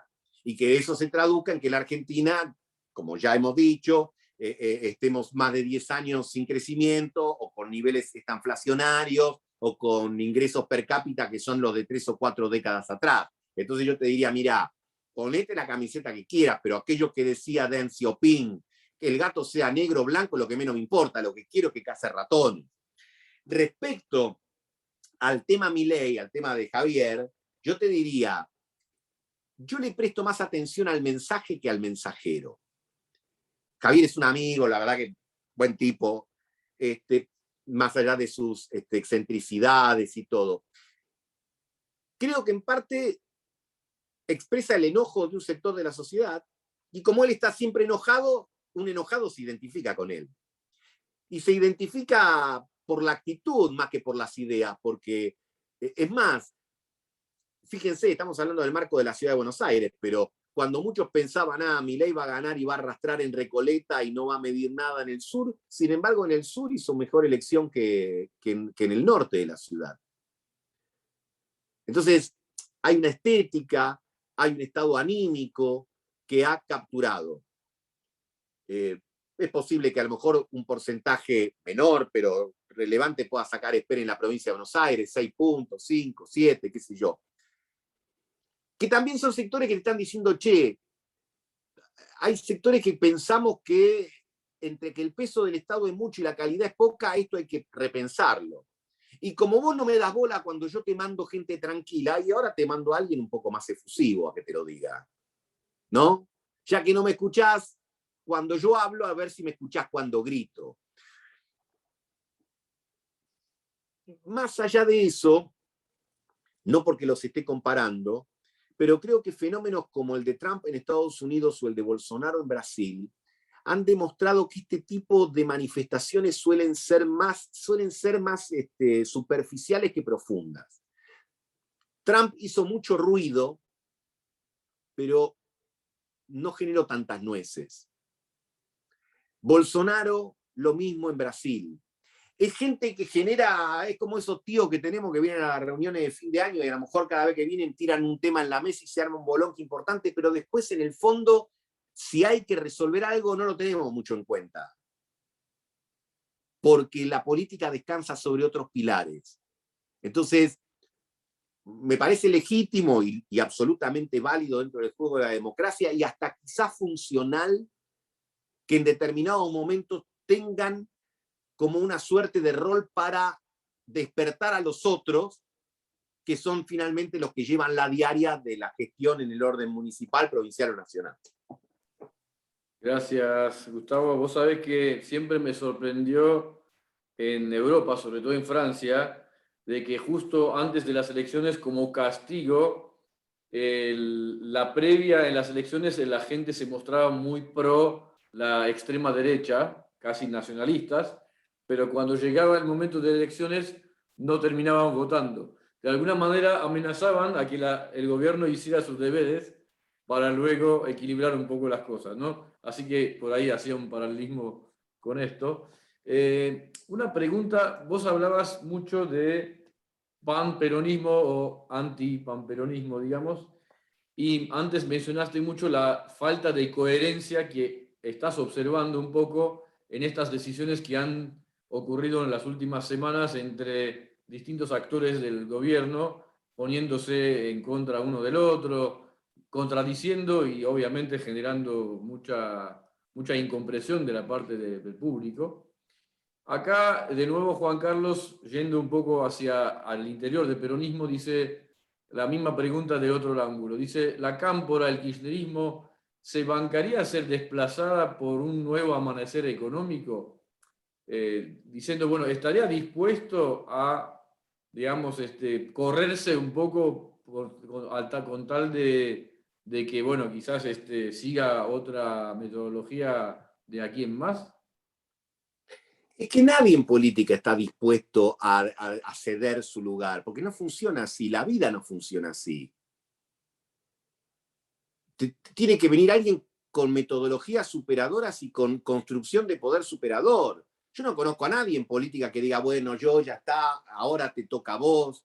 No se retiran. Menem tenía 90 años y estaba en el Senado, no estaba en la casa.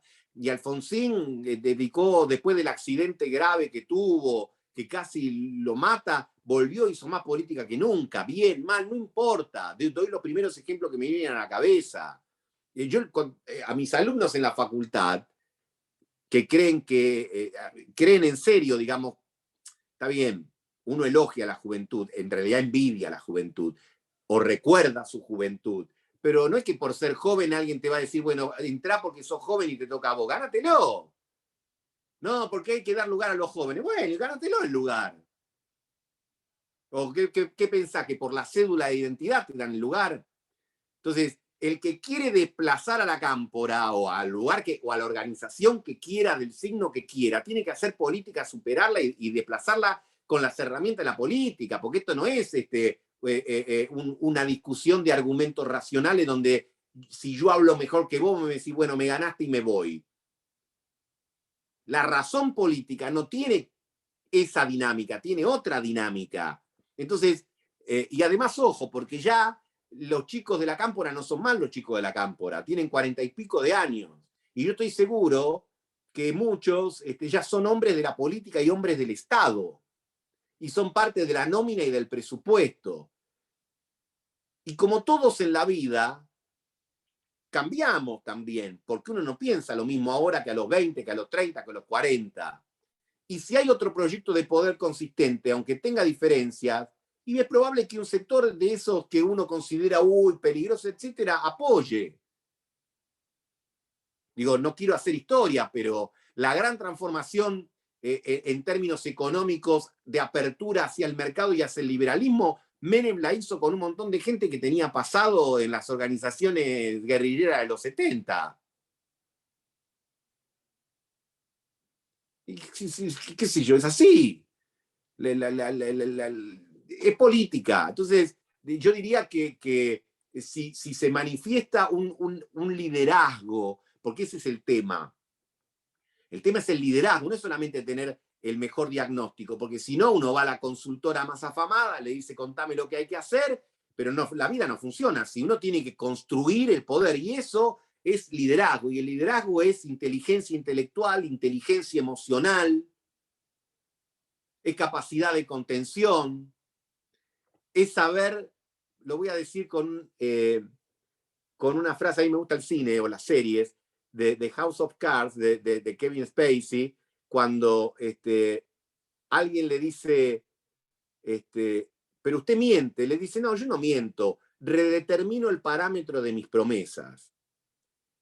Bueno, la realidad es eso, es redeterminar el parámetro de las promesas que uno hizo.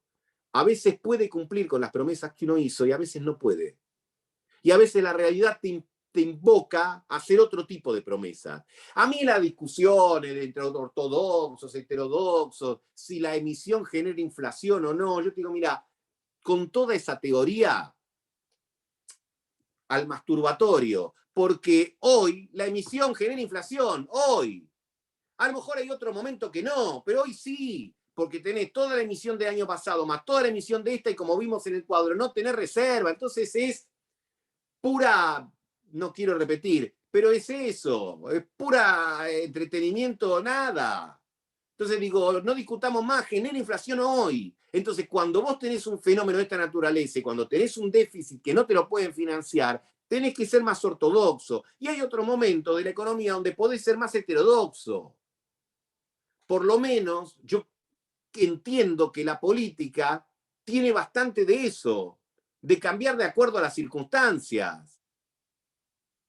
Los dogmáticos no cambian frente a las circunstancias. Feliz por los dogmáticos. Ahora, si sos dogmático, dedicate a la religión, te va a ir bárbaro y está muy bien, pero no a la política.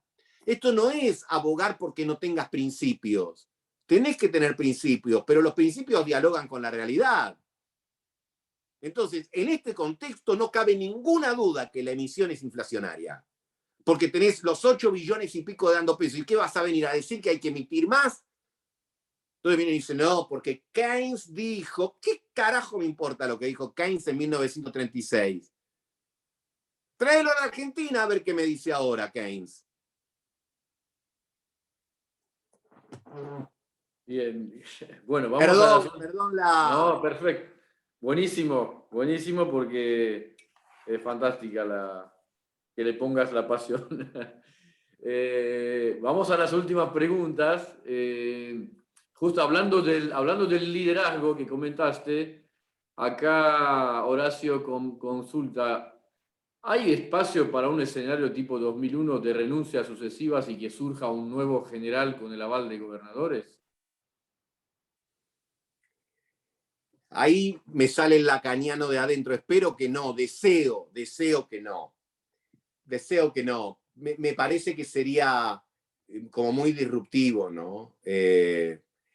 Por muchos motivos es distinto al 2001. Por muchos motivos es distinto al 2001. Entre ellos porque tuvimos un 2001. Cuando uno va por la tercera o la cuarta pareja en la vida, se supone que las experiencias de las rupturas y las infelicidades anteriores sirve para mejorar el presente. Uno dice, no, este acuerdo de divorcio lo voy a hacer más tranquilo porque en el otro nos rompimos todo y fue peor. Estuve 2 años gastando en abogado de juicio, aprendí. Bueno, ¿qué aprendió la sociedad del 2001 en la Argentina? Lo caro que te sale en términos institucionales y económicos ese tipo de pioles. Y la política aprendió algo, que vos podés manotear muchas cosas, pero cuando le tocas el bolsillo y te metiste con los ahorros, por eso nadie jodió más con los bancos, porque el costo era altísimo y te podía unir a la tía Leonilda Concheta de Barrio Recoleta con el Fierita de el cordón profundo del conurbano. ¿Por qué? Porque les habías metido la mano en el bolsillo a todos. Entonces, esa crisis nos formateó. De hecho, kirchnerismo y macrismo son los hijos de la crisis del 2001.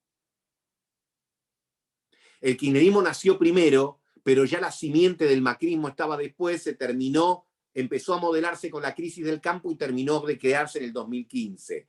Lo que habría que preguntarse es si estos 20 años, es decir, lo que muchas veces me parece a mí el kirchnerismo no llega a comprender del todo, es que ahora el establishment son ellos, porque gobiernan hace muchos años, y el macrismo también. Entonces, lo nuevo protestan a lo mejor por derecha y se llevan el voto joven porque se están oponiendo, dice, si los últimos 20 años fueron de ustedes dos.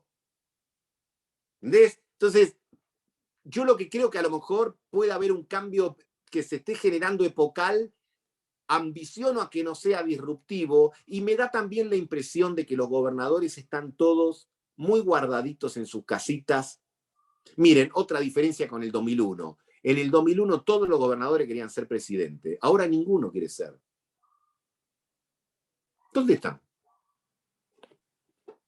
Lo llama el presidente para hablar, vienen, le piden las que tiene que pedir y se vuelven corriendo para su provincia. Ninguno desfila por los canales de televisión, ninguno está en campaña. Antes había una época que todos los gobernadores venían en el cartel y tenían fulanito presidente. Ahora no quieren. Ahora no quiere. Ahora ponemos el cartel "Se busca presidente". Animémonos y andá. Gustavo, un expositor que tuvimos hace un par de semanas, economista, dijo una palabra cuando le preguntamos qué crees que va a ocurrir, y dijo que Argentina va a languidecer, como que languidece. Entonces te pregunto si te parece el término apropiado para lo que se viene, y algo que todos queremos preguntarte, aunque sea tu opinión, ¿no? ¿Qué crees que pasa? Lo dijiste al principio, pero quiero tu opinión en cuanto al resultado. El 15 de noviembre, ¿con qué nos desayunamos en cuanto al resultado? ¿Crees que se achica la diferencia, se agranda? ¿Te animás a...? Me parece que a nivel nacional, obviamente es muy improbable, como dije antes, que el gobierno pueda dar vuelta a la elección, porque Juntos por el Cambio en Córdoba va a sacar 40 puntos de diferencia. Córdoba es el 8% del padrón. En la capital federal va a sacar más de 20 puntos de diferencia, siempre respecto de Juntos por el Cambio. En la provincia de Buenos Aires, supongamos, no lo sé, porque ninguna encuesta lo dice así, pero supongamos que el gobierno empata o gana por 1,2. Fenómeno, pueden presentarse más contentos la noche, pero la conformación de la Cámara de Diputados no va a cambiar sustantivamente con ninguno de estos resultados que acabo de comentar. La del Senado, y sí, el del oficialismo puede perder 3 o 4 senadores, pero tampoco estaría lejos del quórum. Entonces, me parece que es más importante lo que haga el gobierno con cualquier resultado de la elección que el resultado de la elección en sí. A veces, una caída o un cachetazo te hace reaccionar. Y una victoria te hace administrar mal el momento de éxito. Vuelvo al ejemplo. Macri en el 2017 estaba enviagrado. Había obtenido una elección de medio término. Parecía que se comía el Perón. Ya hablaban de Macri 2023, Marcos Peña 2027, y no me acuerdo cómo se llama la hija de Juliana y de Mauricio, pero hablaban de la chica ya para el 2030 y pico. Y a los 2 meses de la elección se llenó de piedra la Plaza de Mayo, cambió el clima, 4 meses después vino la devaluación.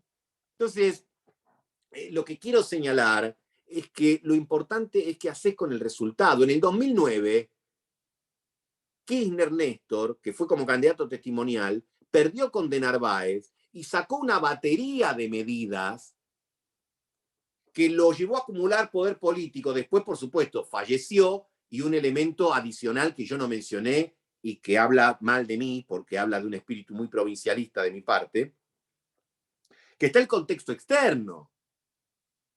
Por eso cuando a mí me preguntan, digo, muchachos, nadie puede adivinar el futuro. Pues yo digo, tampoco Néstor Kirchner sabía que la soja iba a recuperar el vigor en el 2010, 2011, 2012.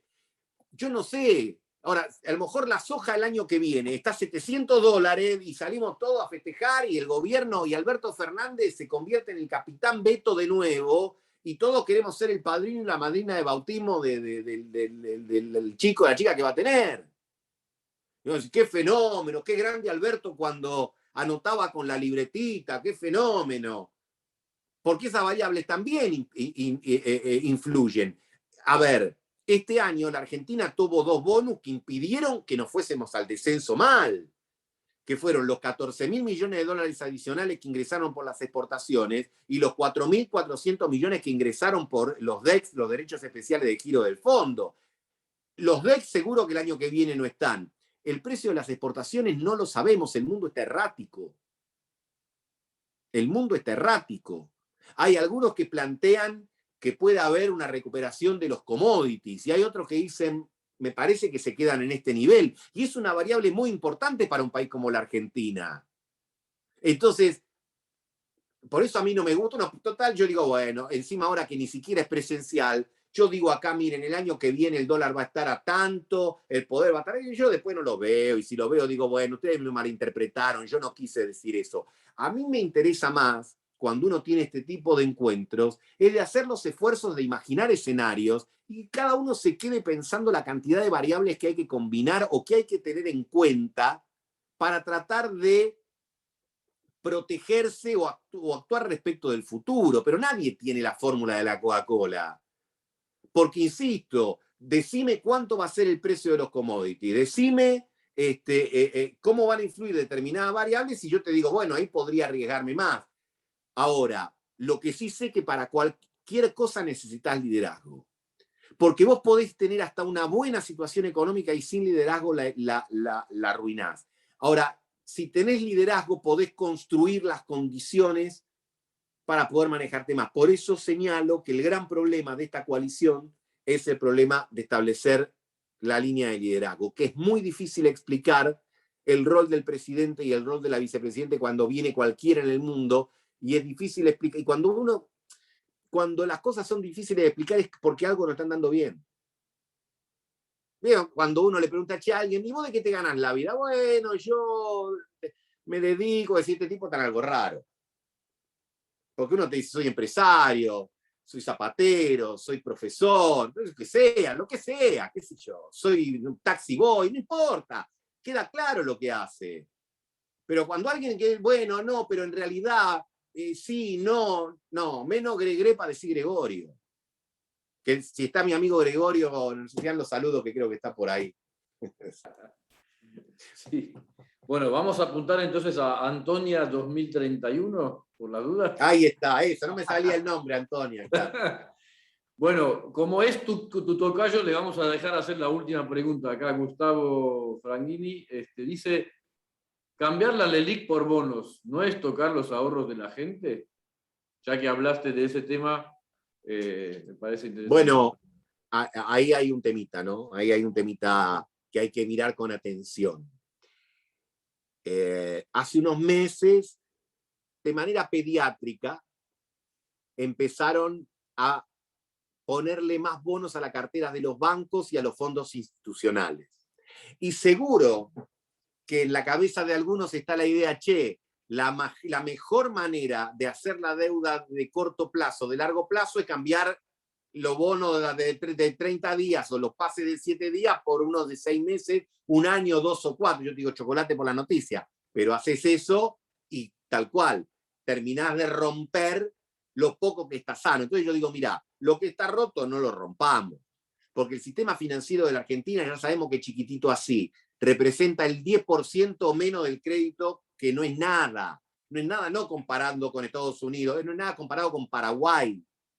Paraguay tiene un sistema más financiero más grande que la Argentina. Chile ni hablar, Brasil ni hablar. Entonces yo digo, miren, no enfermemos, no le contagiemos el COVID al tipo que se cuidó. Entonces ahí hay que tener mucho cuidado. Porque cualquier tipo de mecanismo que uno quiera para evitar que esta bola de nieve siga creciendo, si es compulsivo, hasta acá se puede arreglar por teléfono, porque como el sistema bancario argentino es chico, el presidente del Banco Central, si tiene un poco de muñeca, tiene que llamar a 5 tipos y decirle, mira, necesito tal cosa. Si lo que le pide no es insensato, en general los bancos acceden. Ahora, si de a poquito, viste, te van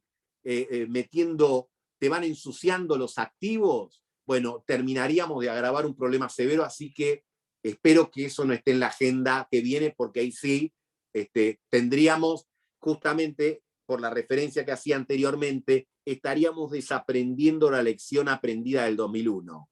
Que cuando te metes con los bancos, no es que te metes con los bancos, te metes en realidad con los depositantes, que son los tipos como nosotros, que dejamos la guita y los ahorros ahí, y que si escuchás algo por el estilo, vas corriendo con un martillo y decís, chorro, chorro, chorro, devuelvan los ahorros, ¿no? Bueno, Gustavo, no queremos abusar más de tu tiempo. Te agradecemos muchísimo la gentileza de haber sido franco y además objetivo. Muy interesante tus apreciaciones. Quiero aprovechar para agradecer a quienes han trabajado mucho para organizar todo esto, que es María de la Unión Industrial del Tigre, Lilian de la Cámara Armenia, y de todo el equipo, de los sponsors, obviamente. Le voy a pasar la palabra un segundo a Onik. Y antes te prometo que cuando la próxima vez nos veamos en la cámara, vas a tener pastelma con huevo como mínimo. ¿Qué te gusta? Vamos por eso. Muchas gracias a todos por participar. Onik, todo tuyo para cerrar. Gustavo, muchas gracias. Tu charla ha sido además como una clase en la facultad de muchas cosas que podemos aprender, pero quiero ser un poco más optimista. Ayer me enteré que sacaron una nueva regulación donde dice que hay cepo diferenciado. Si querés traer productos terminados es una cosa, pero si es materia prima es otra. Este pequeño detalle, por ahí se están despertando y permitiría mover la economía de una manera diferente. Conozco algunos números donde uno ve lo más insensato. Se ha traído un ejemplo, 2 millones de materia prima y 960.000 de producto terminado. ¿A quién se le ocurre malgastar de esta manera? Aparentemente se están despertando. Dios quiera, seamos optimistas, porque las conclusiones que uno saca son casi desesperantes. Así que esperemos que sean más sensatos, más pragmáticos. Te agradezco un montón tu charla, que ha sido excelente. Y bueno, esperemos que todo vaya mucho mejor y te vuelvo a agradecer. Muchísimas gracias, excelente la charla. Muchas gracias. Gracias a ustedes por la invitación y a todas y todos los presentes. Muchas gracias. Gracias. Gracias a todos. Hasta luego. Cuídense. Buenas noches.